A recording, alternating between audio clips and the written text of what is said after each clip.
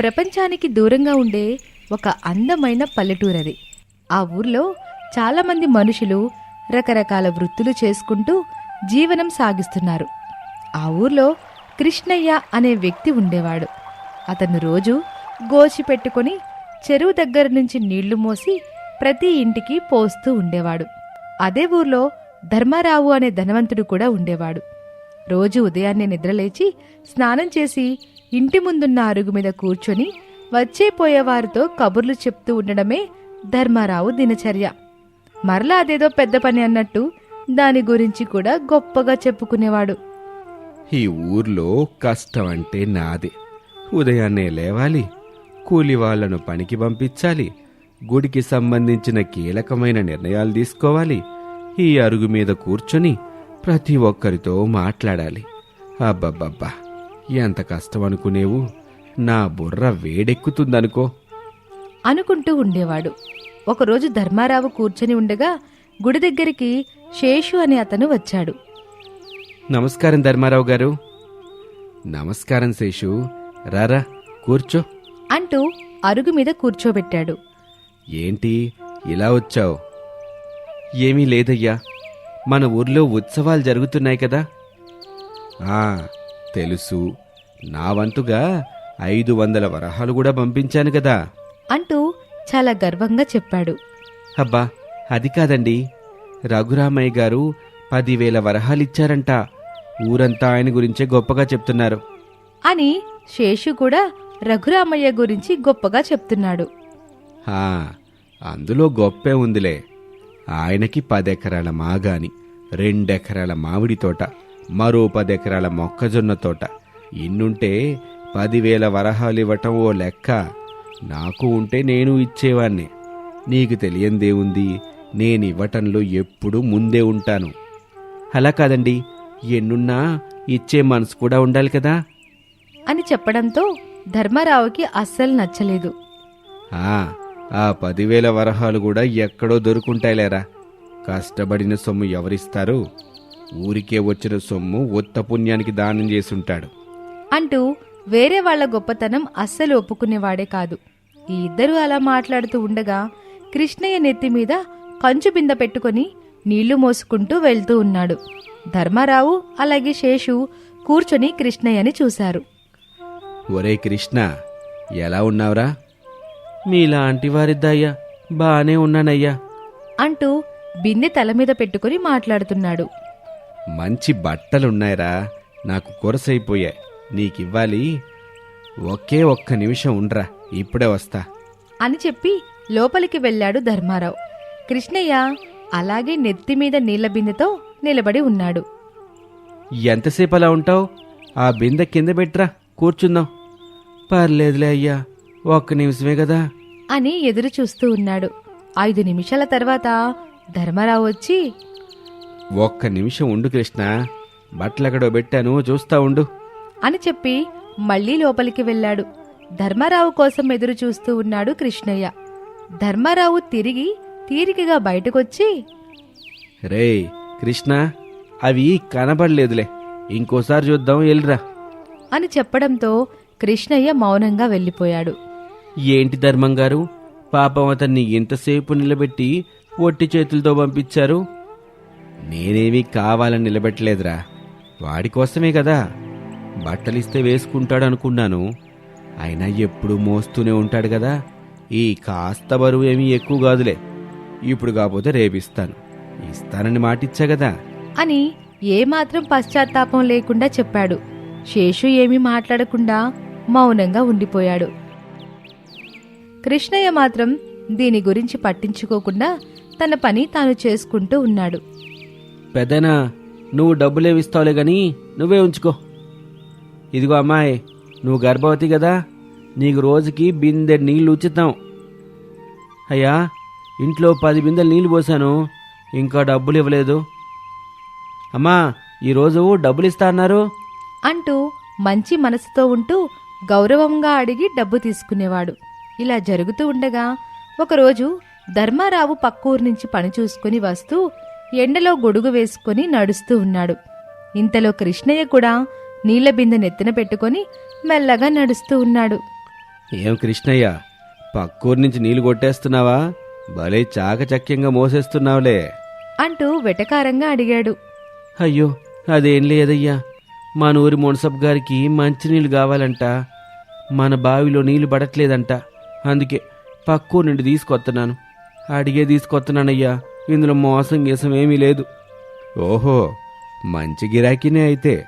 బిందెకి ఎంత లాగుతున్నావేంటి? ఇందులో లాభమేటయ్యా, మామూలు డబ్బులే తీసుకుంటున్నాను. ఎవరెంత ఇచ్చినా కాదనకుండా తీసుకుంటానయ్యా. నా ఒక్కడి పొట్ట పోషించుకోటానికి పెద్ద డబ్బులు కూడా అవసరం లేదయ్యా అని చెప్పి వెళ్తూ ఉన్నాడు. అలా ధర్మారావు అలాగే కృష్ణయ్య ఊరి దగ్గరికి రాబోతూ ఉండగా ఊరి పొలిమేరలో మామిడి చెట్టు కింద వృద్ధ దంపతులు కూర్చొని ఉన్నారు. ఎండకి మొహాలు వాడిపోయి ఉసురుమంటూ ఉన్నారు. వెంటనే కృష్ణయ్య వారి దగ్గరికి పరిగెత్తుకుంటూ వెళ్ళి, పెదనా, ఏంటిక్కడ కూర్చున్నారు? ఏమీ లేదు నాయనా, పక్కూర్లో పనుంటే చూసుకుని వెళ్తున్నాం. నడవలేక కూర్చున్నాం. ఈ ఎండకి ఉన్న ఓపిక కూడా పోతుంది అనగానే కృష్ణయ్య తన బిందె నీళ్లు వాళ్ల మొహం కడుక్కోవడానికి ఇచ్చి దాని తర్వాత వాళ్ళకి తాగడానికి ఇచ్చాడు. ఇదంతా దూరం నుండి ధర్మారావు చూస్తూ ఉన్నాడు. అక్కడే ఉండడం ఎందుకని గొడుగు వేసుకుంటూ వెళ్ళిపోయాడు ధర్మారావు. వాడికి అదే పని కాబట్టి సాయం చేశాడులే. అందులో గొప్పే ఉందిలే. నా దగ్గర కూడా నీళ్లుంటే సాయం చేసేవాణ్ణి. కానీ అంత కష్టపడి అంత దూరం నుండి మోసుకొచ్చిన నీళ్లు ఊరికెట్ట వృధా చేసేశాడు. మళ్ళీ వెనక్కెళ్ళి మోసుకురావాలంటే ఎంత కష్టం. ఆయన నాకెందుకులే ఇదంతా అనుకుంటూ వెళ్ళిపోయాడు. కృష్ణయ్య మాత్రం వారికి సహాయం చేసి మళ్లీ బిందె తీసుకుని వెనక్కి వెళ్ళాడు. అలా కొన్ని రోజులు గడిచిన తర్వాత ధర్మారావు తన భార్య అయిన శాంతమ్మను తీసుకుని జట్కా బండిలో దూరపు ప్రయాణం చేసి తిరిగొస్తూ ఉన్నాడు. శాంతమ్మ నిండు గర్భవతి. చీకటి పడుతూ ఉండగా గుర్రపు బండివాడు వేగంగా తోలుతూ ఉన్నాడు. దాంతో బండి చక్రానికి ఉన్న ఇరుసు ఎక్కడో ఊడి పడిపోయింది. అయ్యా, ఈ చక్రం ఉరుసెక్కడో పడిపోయింది. చక్రం కూడా విరిగింది. మీరు కాస్త బండిని పైకెత్తి పట్టుకుంటే నేను సరిచేస్తాను అని చెప్పడంతో ఇక గతిలేక ధర్మారావు ఒప్పుకున్నాడు. ఆ గుర్రపు బండిని ఎత్తి పట్టుకున్నాడు. గుర్రం బండతను చక్రాన్ని సరిచేస్తూ ఉన్నాడు. త్వరగా చేయవయ్యా. అయ్యా, ఇది మా కోసం కాదు కదా, మీరు త్వరగా వెళ్ళాలనే కదా. మీ గురించి మీరు చేసుకుంటూ నా మీద విసుక్కుంటే ఎలా? కాస్త ఓపిక పట్టండి అని ఏమాత్రం మొహమాటం లేకుండా చెప్పాడు. వెంటనే ధర్మారావుకి ఆ మాటలు చెంపదెబ్బలా తాకాయి. ఆ రోజు కృష్ణయ్య పడిన బాధ ఏంటో తెలిసింది. తర్వాత బాగా చీకటి పడినా బండి మాత్రం తయారవ్వలేదు. అయ్యా, ఇది కుదిరేలా లేదు. మీరు నడిచి వెళ్తే మంచిదయ్యా. మళ్ళీ క్రూర జంతువులు వస్తాయేమో. ఇక్కడే ఉంటే ప్రమాదం. అసలే అమ్మగారు ఉత్త మనిషి కూడా కాదు అని చెప్పడంతో ధర్మారావు మరియు శాంతమ్మ చేసేదేమీ లేక మెల్లగా నడక మొదలుపెట్టారు. చుట్టూ చూసుకుంటూ భయంగానే వెళ్తూ ఉన్నారు. ఎవరైనా సహాయం చేస్తారేమో అని ఆతృతగా ఎదురు చూస్తున్నాడు ధర్మయ్య. ఆ రోజు వాళ్ల పక్క నుండి ఎన్ని గుర్రం బండ్లు వెళ్ళినా వీళ్ళని చూసి ఆపిన వాళ్ళు ఒక్కరూ లేరు. అప్పుడు ధర్మయ్యకి శేషు చెప్పిన మాట గుర్తొస్తుంది. ఎంతున్నా సహాయం చేసే మనసుండాలి కదా అని. చాలాసేపటికి ఎవరో ధర్మాత్ముడొచ్చి వీళ్ళకి సహాయం అందించి ఇంట్లో దింపాడు. ఆ రోజు ధర్మారావుకి సహాయం విలువ బాగా తెలిసొచ్చింది. రాత్రంతా ఆ విషయం గురించే ఆలోచిస్తూ కూర్చున్నాడు. ఆ తర్వాత రోజు నుండి ధర్మారావు వైఖరిలో మార్పు వచ్చింది. వేరే వారి కష్టాన్ని గుర్తించి గొప్పతనాన్ని అభినందించేవాడు. కృష్ణయ్యను పిలిచి బట్టలిచ్చి క్షమాపణ కూడా కోరాడు. నన్ను క్షమించు కృష్ణయ్య అంటూ మనస్ఫూర్తిగా హత్తుకున్నాడు. ఇక అప్పట్నుండి గట్టున కూర్చొని మాట్లాడమే కాకుండా మోసేవాడి బరువు పంచుకొని మంచి మనిషిగా మారాడు ధర్మారావు. ఇది ఇవాల్టి స్టోరీ, మోసేవాడి బరువు. మరొక ఆసక్తికర కథతో మళ్ళీ కలుద్దాం. అనగనగా రామాపురం అనే అందమైన గ్రామంలో ధర్మయ్య అనే ఒక మోతుబారి రైతు ఉండేవాడు. అతను ఎప్పుడూ వేరే వాళ్ళకి సహాయం చేయడంలో ముందుండేవాడు. ఎవరొచ్చి ఏమడిగినా కాదనకుండా సహాయం చేస్తూ ఉండేవాడు. తన భార్య అయిన సులోచన ఎప్పుడూ ధర్మయ్యని దీని గురించి హెచ్చరిస్తూ ఉండేది. ఏవండి, అడిగినోళ్ళకి అడగనోళ్ళకి సహాయం చేసేస్తున్నారు. అర్హత లేని వాళ్ళకి సహాయం చేయడం అపాత్ర దానాలండి అంటూ ఎప్పుడూ చెబుతూ ఉండేది. దాన్ని ధర్మయ్య పెద్దగా వినిపించుకునేవాడే కాదు. ధర్మయ్య అప్పుడు ఇలా సమాధానం ఇచ్చేవాడు. సులోచన, మన దగ్గర చాలా ఆస్తులున్నాయి. అవి దానం చేస్తే మనకే పుణ్యం. చెయ్యండి, పర్లేదు, కాని ఎవరికి పడితే వాళ్ళకి చేయకూడదు. నేనదే చెప్తున్నదే. అర్హత చూసి చేయటానికి ఇది పెళ్లి కాదు సులోచన. ధర్మం అనేది ఒక దైవ కార్యం కదా. దాన్ని పొందుకునే వాళ్ళకి ఒక అర్హత ఉండాలి. ఆకలితో ఉన్నవాడికి అన్నం పెట్టండి, బట్టలు లేనివాడికి బట్టలు ఇవ్వండి, అనారోగ్యంతో ఉన్న వాళ్ళకి వైద్యం చేయించండి. అవసరాన్ని బట్టి చెయ్యండి గాని జాలిగా దేనంగా మొహం పెట్టిన వాళ్ళందరికీ తలకి మించిన సహాయం చేయబాకండి అంటూ ఇద్దరూ ఎప్పుడూ దీని గురించే చర్చించుకునేవారు. ఇలా జరుగుతూ ఉండగా ఒకరోజు ధర్మయ్య సులోచన గుడికెళ్ళి వస్తూ ఉండగా దారి మధ్యలో ఒక బిచ్చగాడు కనిపించాడు. ఆ బిచ్చగాడి దగ్గరికి ధర్మయ్య వెళ్ళాడు. ధర్మయ్యని చూడగానే బిచ్చగాడు లేచి నిలబడ్డాడు. దండాలయ్యా, అన్నం తిని 3 రోజులైంది. ధర్మప్రభులు ఒక ముద్ద అన్నం పెడితే నా ప్రాణం కాపాడిన వాళ్ళు అవుతారయ్యా. ఏమయ్యా, కాళ్ళు చేతులు బాగానే ఉన్నాయి గదా, ఏదైనా పని చేసుకుని బ్రతకరాదు? అయ్యా, నా మొహం చూసి పని ఎవరిస్తారయ్యా? మా మొహాలు చూసి మమ్మల్ని చేదరించుకునే వాళ్ళే తప్ప, ఆకలి అని ఒక ముద్ద అడుక్కోవడం తప్ప మేమేం చేయగలమయ్యా అంటూ దీనంగా అడిగాడు. దానికి ధర్మయ్య అతనిపై జాలిపడి సమాధానమిచ్చాడు. నీకిప్పుడు అన్నం పెడితే ఈ రోజే నీ ఆకలి తీరుతుంది. నీకసలు ఆకలి బాధే లేకుండా చేస్తాను. నా దగ్గర ఒక ఆవుంది. మా ఇంటికొచ్చి దాన్ని తీసుకెళ్లి దాన్ని పెంచుకో. పాలమ్ముకొని డబ్బులు సంపాదించుకో. గౌరవంగా బ్రతుకు అని మాట ఇచ్చాడు. అది సులోచనకి నచ్చలేదు. ఇంటికొచ్చిన తర్వాత సులోచన ధర్మయ్యతో ఇలా మాట్లాడసాగింది. యావండి, వాడికొక పూట అన్నం పెట్టండి, లేకపోతే ఎక్కడైనా చేయగలిగిన పనుంటే మాట్లాడబెట్టండి. అంతేగాని వాడు ఆవును సరిగా చూసుకుంటాడో లేదో తెలియకుండా ముందు వెనక చూడకుండా ఇలా ఇవ్వడం మంచిది కాదు. పైగా పాడావుని పెంపకం తెలియని వాడి చేతికి అప్పచెప్తున్నారు మీరు. ఎప్పుడు వేరే వాళ్ళని కూలి వాళ్ళలాగా, చేతకాని వాళ్ళలాగా చూడ్డం మానే ముందు నువ్వు. నేనేం చేస్తున్నానో నాకు బాగా తెలుసు. నువ్వు నాకేం సలహాలు ఇవ్వక్కర్లేదు అని విసుక్కుంటూ చెప్పాడు. దాంతో సులోచన ఏమీ చెప్పలేక మౌనంగా ఉండిపోయింది. ఆ బిచ్చగాడొచ్చి సంబరంగా ఆవుని తీసుకుని వెళ్ళాడు. ధర్మయ్య తనేదో మంచి పని చేశానని చాలా సంతోషపడ్డాడు. ఆ తర్వాత రోజు ఆ బిచ్చగాడు మళ్ళీ ధర్మయ్య దగ్గరకొచ్చాడు. అయ్యా, ధర్మయ్య గారు, మీరేమో ఆవునిచ్చారు. దాన్ని ఉంచుకోటానికి నా దగ్గర ఇల్లు లేదు, కొట్టాము లేదు. నేను ఆవుని ఎంట పెట్టుకుని వీధుల్లో తిరుగుతా ఉంటే నేను ఆవుని దొంగలించి తీసుకెళ్తున్నానని అనుకుంటున్నారు. నన్ను ఊళ్ళో అందరూ వింతగా చూస్తున్నారు. దయచేసి ఆ ఆవునుంచటానికి ఏదైనా స్థలం చూపించండి అయ్యా. నాకు మీరు మేలు చేసిన వాళ్ళవుతారు అంటూ వినయంగా చెప్పాడు. దాంతో ధర్మయ్య అతనికి ఒక కొట్టమిచ్చాడు. బిచ్చగాడు సంతోషించి వెళ్ళిపోయాడు. అదంతా గమనిస్తూ ఉన్న సులోచనకి మాట్లాడాలని ఉన్నా ధర్మయ్య విసుక్కుంటాడేమో అని మౌనంగా ఉండిపోయింది. కొన్ని రోజుల తర్వాత ఆ బిచ్చగాడు మళ్ళీ వచ్చాడు. అయ్యా, నమస్కారం అయ్యా. ఆ బాగున్నావా? ఇంతకీ ఆవు ఎలా ఉంది? నీ జీవనోపాధికి ఉపయోగపడుతుందా? అయ్యా, మీరేమో ఆవునిచ్చారు, దాన్ని ఉంచడానికి స్థలం కల్పించారు. ఇక నా బాధ్యతగా దానికి గడ్డి తీసుకురాటానికి ఊరంతా తిరగటమే నా పని అయిపోయింది. ఆ ఆవు చాలా గడ్డి తింటుందయ్యా. నా ఆకలి చూసేవాళ్ళు ఎవ్వరూ లేరు. నా కోసం నేను ముద్ద అన్నం వండుకోవాలి కదయ్యా. నాకంతా ఆవు పని సరిపోతుంది. నాకు పస్తులు పడుకునే పరిస్థితి వచ్చిందయ్యా.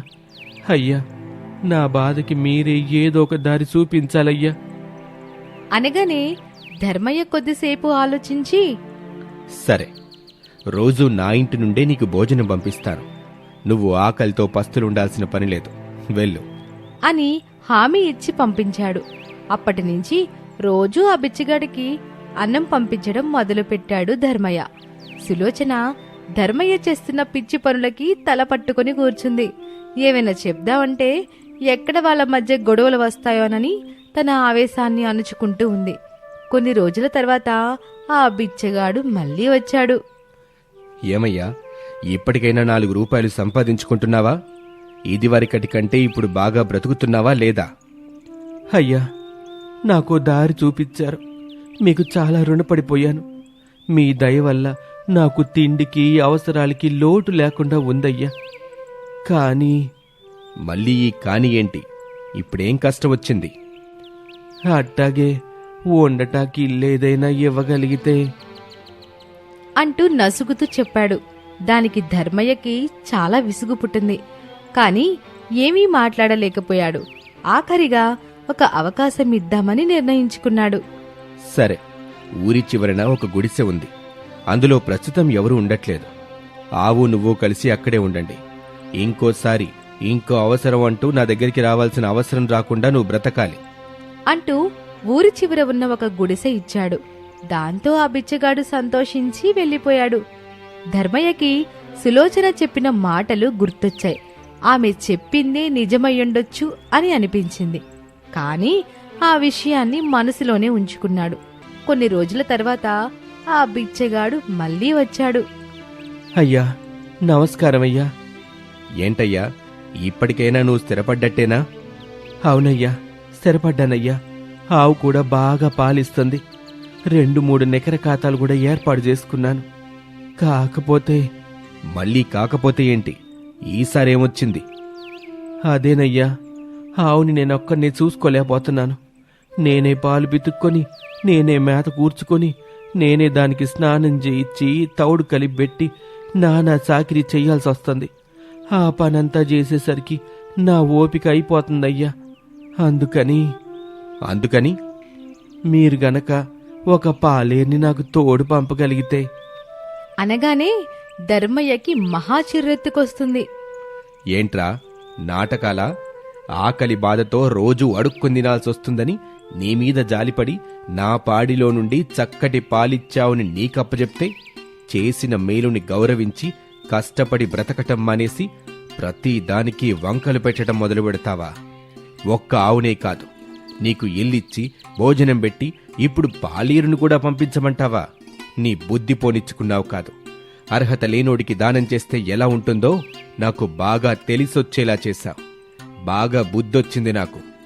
వెంటనే ఆవును తీసుకొచ్చి నా కొట్టంలో గట్టి. ఇంకొక్కసారి నా కంట కనబడ్డావో చంపేస్తాను, జాగ్రత్త.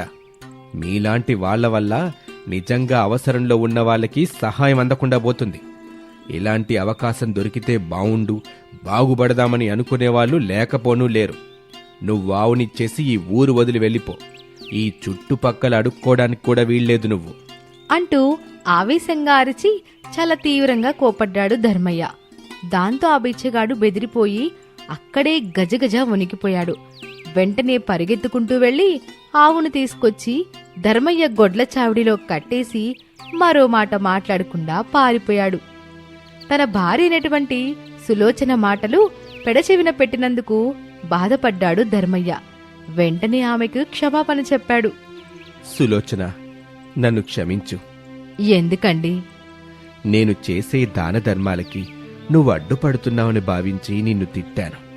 దానం చేయటానికి అర్హత కావాలి అని నువ్వంటే అది అన్యాయమని అనుకుని నిన్నే విసుక్కున్నాను.